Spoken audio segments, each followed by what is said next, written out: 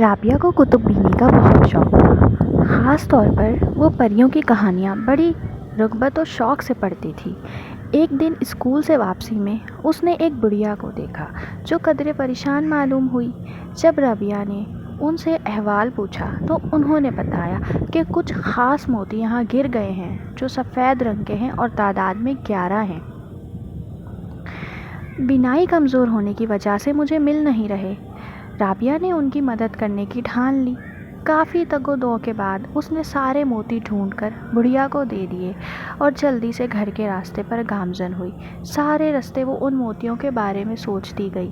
اتنے خوبصورت اور چمکدار، خاصے قیمتی معلوم ہوتے تھے۔ تبھی تو بڑھیا پریشان تھی۔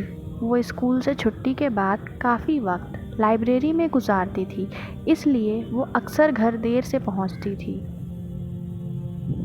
رات کے کھانے کے بعد تھوڑی دیر گھر کی چھت پر ٹہلنا اس کا معمول تھا۔ آج کافی خوبصورت موسم تھا، بالکل صاف و شفاف و دلکش سا چاند پورے جوبن پر چمک رہا تھا۔ ہر جانب چاندنی کی کرنیں پھیلی تھیں۔ ہوا سے پتوں کی سرسراہٹ، اچانک ہر جانب بھینی بھینی خوشبو پھیلنے لگی۔ دور سے ایک روشنی کا ہالہ قریب آنے لگا، جیسے چاند باسی دھرتی کی جانب رختے سفر ہے۔ آہستہ آہستہ منظر صاف ہو رہا تھا۔ اس کی اڑان کچھ تتلی کی مانند تھی۔ بالآخر وہ قریب آ گئی۔ وہ ایک بہت حسین و جمیل سفید لباس میں ملبوس، ہاتھ میں چھڑی لیے ایک پری تھی۔ چاند کی کرنوں سے بنا آنچل اس کا، ہاتھ میں لیے موتیوں کی چھڑی، چہرے پہ ہر وقت نور کا ہالہ، جسم ہے جیسے چاندنی کی مورت۔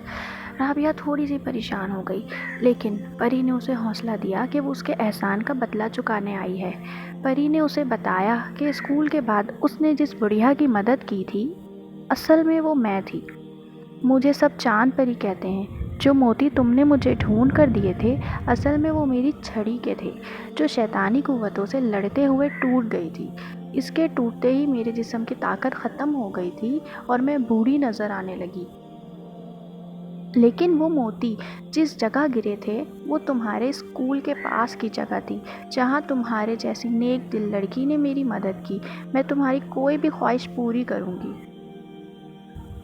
رابعہ نے جھٹ سے پرستان دیکھنے کی خواہش ظاہر کر دی۔ پری نے رابعہ کا ہاتھ پکڑا اور چھڑی گھمائی تو وہ فوراً پرستان کے دروازے پہ پہنچ گئی، جو بادلوں اور اوس سے ڈھکا ہوا تھا۔ وہ اندر داخل ہوئی۔ پرستان بہت حسین و دلکش تھا۔ لال، نیلے، پیلے، سنہری، نارنجی اور گلابی ہر رنگ کے پروں والی پریاں وہاں موجود تھیں۔ چاند پری کی شان سب سے الگ تھی۔ ہر رنگ کے پھول، پھولوں سے لدی ڈالیاں، ہر رنگ کے پھول، پھولوں سے چھپی پہاڑیاں، ہوا میں رقص کرتی پریاں تھیں۔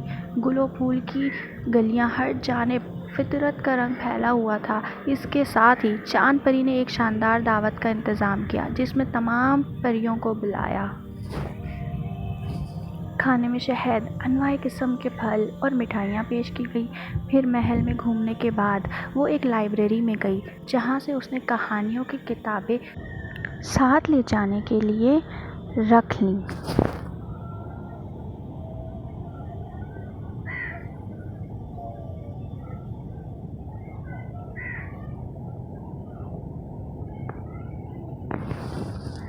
اب واپس جانے کا وقت آ گیا تھا۔